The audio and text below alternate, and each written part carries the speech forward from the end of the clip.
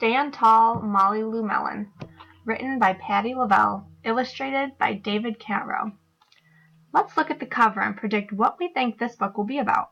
What are some things that you notice, maybe about the picture or the title?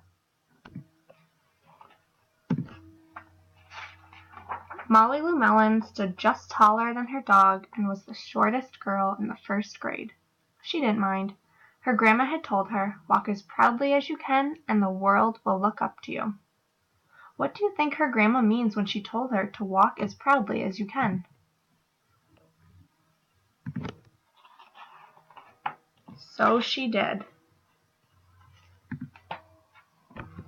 Molly Lou Melon had buck teeth that stuck out so far she could stack pennies on them. She didn't mind. Her grandma had told her, "Smile big and the world will smile right alongside you."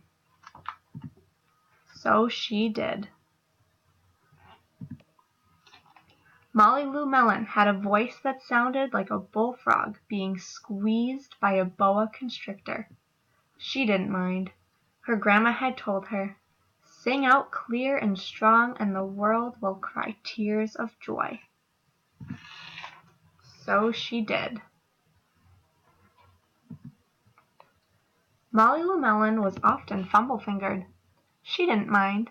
Her grandma had told her, "Believe in yourself and the world will believe in you too." So she did. Then Molly Lou Melon moved to a new town. She had to say goodbye to her grandma and all of her friends and start in a new school. How do you think the kids at the new school are going to treat Molly? Will they be nice to her or will they be mean? Let's think back to what Molly's grandma told her. Do we think Molly is going to listen to everything she told her in her new school and try and be as brave as she can? On the first day of school, Ronald Durkin called her Shrimpo in gym class. When the game started, Molly Lou Melon caught the football, ran under the legs of Ronald Durkin, and scored a touchdown. All the children thought, "Wow, she's good," and Ronald Durkin felt very foolish. What kind of person do we think Ronald Durkin is? How do we know this? On the second day of school, Ronald Durkin called her Bucky Tooth Beaver. Molly Lou Melon took out her pennies, stacked 10 high on her teeth, and smiled as big as day. All the children smiled with glee, and Ronald Durkin felt very foolish. On the third day of school, Ronald Durkin said, "You sound like a sick duck. Honk, honk."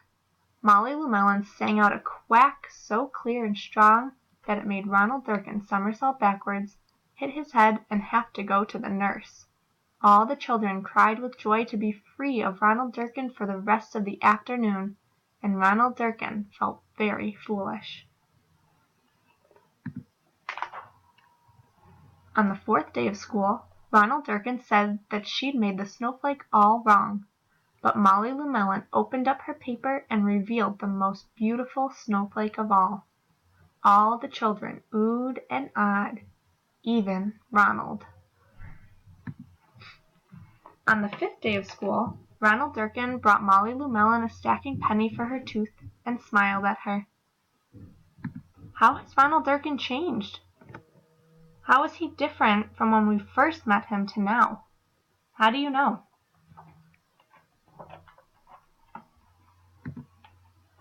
That night, Molly Lou Melon took out a pencil and paper and wrote a letter to her grandma. "Dear Grandma, I wanted to tell you that everything you told me was exactly right. Love, Molly Lou Melon." What is something that you learned from the story? One thing I learned is that you should always be proud of yourself and stand tall no matter what. Can you think of some other things?